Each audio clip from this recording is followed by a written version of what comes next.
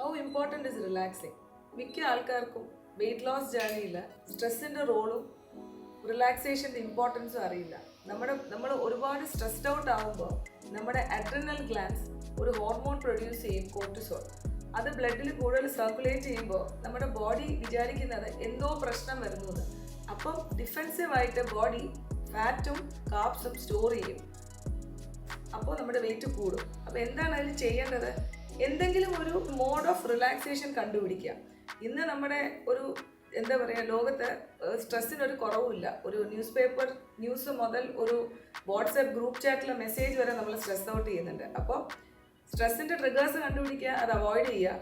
എന്തെങ്കിലും ഒരു ഫിസിക്കൽ ആക്ടിവിറ്റിയിൽ നമ്മൾ എൻഗേജ്ഡ് ആവുക, മെഡിറ്റേറ്റ് ചെയ്യുക, അല്ലെങ്കിൽ യോഗ ചെയ്യുക, എന്തെങ്കിലും ചെയ്യുക, സ്ട്രെസ് ലെവൽസ് കുറയ്ക്കുക.